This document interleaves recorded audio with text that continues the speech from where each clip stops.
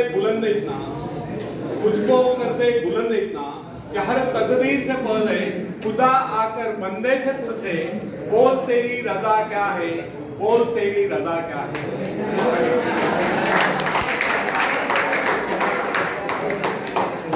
तो फ्रेंड्स, जिस समय जैन एडम से कॉलेज छोड़ा था, उस समय उसके सम्मुख एक उद्देश्य था। उसके विषय में डॉक्टर ने कह दिया था कि उसका स्वास्थ्य इतना गिर गया है कि वो अधिक समय तक जीवित नहीं रह सकती। यहाँ तक कि उन्होंने उसके जीवन की अवधि अधिकाधिक 6 मास की निर्धारित कर दी। जैन ने कहा ठीक है 6 मास है, इन 6 मास में कम से कम वो एक काम तो कर ही लूं जो मैं मानवता के लिए करना चाहती हूँ। उसके अपने जीवन का उद्देश्य एक आश्रम की स्थापना करना। उसने पूर्ण विश्वास के साथ वो कार्य हाथ में लिया और जो अपने कार्य में आगे बढ़ती गई, जो उसका स्वास्थ्य भी बेहतर होता गया, वह न केवल अपने उद्देश्य की स्थापना में सफल हो गई, अपितु 6 मास ही नहीं, वह कई वर्षों तक जीवित भी रही। यह उसका अपने पर पूर्ण विश्वास और परमात्मा की कृपा में अपार श्रद्धा और निष्ठा का ही परिणाम है। मला वाटतं हिंदी समजत नाही का आपल्याला काय ना? समजते, आवाज येतो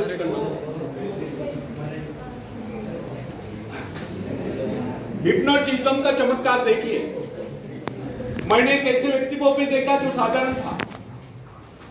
उसको जब हिप्नोटाइज कर दिया गया तो उसने वह कर दिखलाया जिसकी कोई कल्पना नहीं कर सकती। उसको 2 कुर्सियों पर लिटा दिया गया, एक कुर्सी पर उसके पैर, दूसरी पर उसकी गर्दन और सिर, बीच का भाग अदर नहीं। उसने अपने ऊपर 7-8 आदमियों का भार उस अवस्था में झेल लिया। अब आप ही बताएं कि उसमें यह अतिरिक्त बल कहां से आ गया? यह केवल उस व्यक्ति का करिश्मा था जिसने उसको हिप्नोटाइज करके उसमें यह विश्वास जगा दिया था कि वह ऐसा कर सकता है। यदि उसमें यह विश्वास न भर दिया गया होता तो वह अपने ऊपर एक आदमी को भी नहीं बैठा पाता। यदि मनुष्य में आत्मविश्वास नहीं है तो वह प्रगति के पथ पर एक पग भी नहीं बढ़ा सकता। मनुष्य की सफलता उसके आत्मविश्वास के आगे नहीं जा सकती। सफलता केवल आत्मविश्वास का अनुकरण करने वाली चीज है। मनुष्य की संकुचित विचार उसकी असीम शक्ति को सीमित कर देते। जो मनुष्य में आत्मविश्वास की वृद्धि होती जाती है, तो उसकी कार्य शक्ति बढ़ती जाती है। मनुष्य की इस कार्य शक्ति का माप उसके उस तार से किया जाता है जिसके माध्यम से अपने सृष्टा से जुड़ा होता है। यदि उसने अपने आत्मविश्वास का वो तार छोटा कर लिया, उसमें शक्ति भी थोड़े समय के लिए आएगी।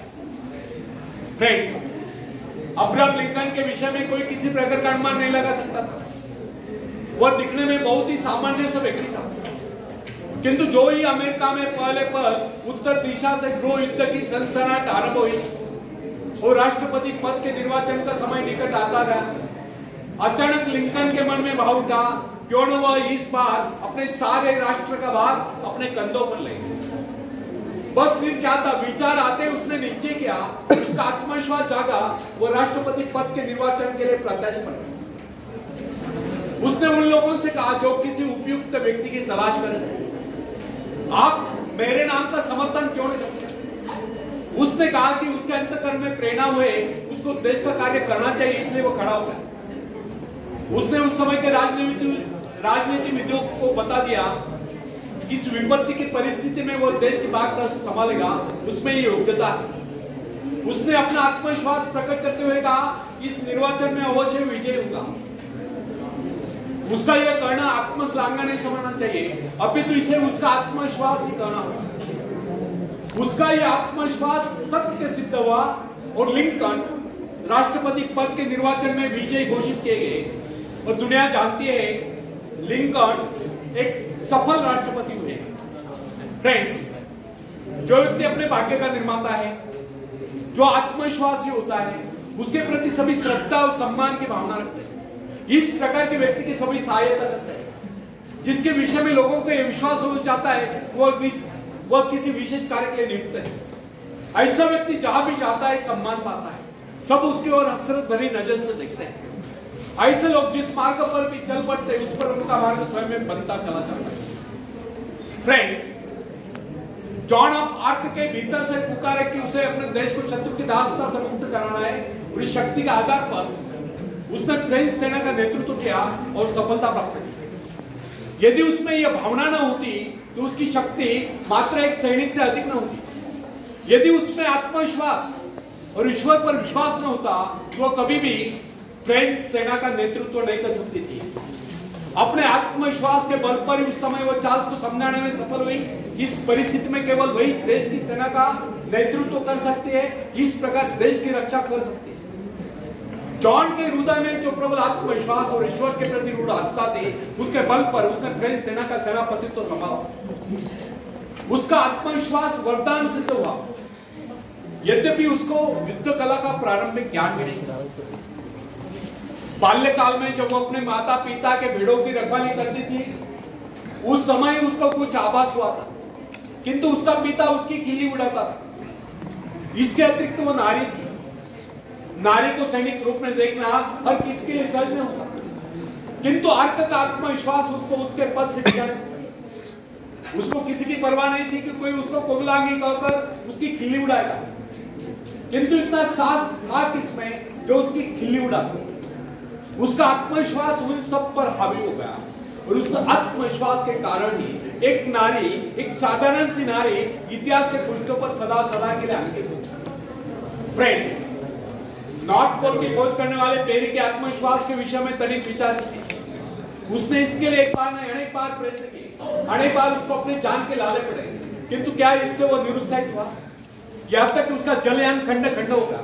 अनेक बाधाएं सामने, उसके संगे साथी उसको बीच मझधार में छोड़कर चले गए, किंतु वो अपने आत्मविश्वास के आधार पर अपने उद्देश्य की सिद्धि के लिए आगे बढ़ता ही गया। उसके अपने जीवन का लक्ष्य उत्तरी ध्रुव को प्राप्त करना था, जो उसके मन से कभी नहीं था।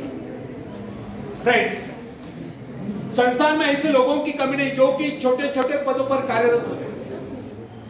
क्या कारण है जो उन पर आज्ञा चलाते हैं? वे उनसे योग्यता में कम होने पर ऊंचे पदों पर पहुंच गए। इसका एकमात्र कारण उन अधिकारियों में अन्य योग्यताओं के साथ साथ आत्मविश्वास भी, और एक जो छोटे छोटे पदों पर कार्यरत है, वे उनसे योग्यता में और शिक्षा में अधिक होने पर भी इसलिए छोटे पदों पर चिपके हुए क्योंकि उनमें आत्मविश्वास की कमी थी। फ्रेंड्स, मेरा एक परिचित जो कि अन्य अधिकारियों की अपेक्षा कम आयु का ही था, उसको अस्थायी रूप से एक उच्च पद प्राप्त हुआ जिसकी उसको अपेक्षा तक नहीं थी, किंतु यह उसका आत्मविश्वास ही था कि उसने उस पद की गरिमा को इस प्रकार निभाया कि लोग आश्चर्यचकित रह गए। यह उसका आत्मविश्वास ही था कि अनायास प्राप्त उस पद पर उसने सफलता से कार्य किया। उसके स्वामी का, उसके मालिक का उस पर विश्वास दृढ़ हो गया। उसने उसको उसी पद पर स्थायी रूप से, परमानेंट रूप से नियुक्त कर दिया। फ्रेंड्स, यदि मैं असफल रहा तो यह जो प्रश्न है, यह मनुष्य के जीवन को नष्ट कर देता है। यह भावना कभी अपने मन में उठने नहीं देनी चाहिए। असफल रहा तो क्या हुआ, फिर कभी सफलता मिल जाएगी, किंतु आरंभ से यह सोचकर हताश हो जाना उस परमात्मा के प्रति अविश्वास है जिसने आपको उस कार्य की प्रेरणा दी। जब मनुष्य अपने आत्मविश्वास पर संदेह करने लगता है तो निश्चय जानिए, यदि वह सफल भी होता हो तो भी सफल नहीं होता, और यदि उसमें आत्मविश्वास है तो फिर वह कभी असफल हो ही नहीं सकता। अपने आत्मविश्वास के दम पर वह कोई रास्ता निकाल लेगा जो उसको सफलता के शिखर पर पहुंचा देगा। फ्रेंड्स, अपना मूल्यांकन आप करें। लोग आपके विषय में क्या कहते हैं यह महत्वपूर्ण नहीं है। महत्वपूर्ण यह है कि आप अपने विषय में क्या सोचते हैं। यदि आप में आत्मविश्वास नहीं है तो लोग कुछ भी कहे, आप सफलता के निकट नहीं पहुंच सकते, और यदि आप में आत्मविश्वास है तो फिर लोग कुछ भी कहे, आपको सफल होने से कोई रोक नहीं सकता। आखिरी में एक शेर मैं सुनाता हूं। तुम उड़ सकते हो मुक्त आकाश में, तुम मुक्त आकाश के पंछी, तुम व्यर्थ ही डरे हो, तुम भूल गए हो कि तुम्हारे पास पंख है, तुम पैरों से चल रहे हो, तुम आकाश में उड़ सकते हो। थोड़ा फड़फड़ाओ ताकि तुम्हें एहसास हो जाए ध्यान सिर्फ भरोसा पैदा करने के लिए है। तुमने कुछ खोया नहीं, तुम सिर्फ भूले हो कि अपने पास पंख है, अपने पास पंख है। धन्यवाद।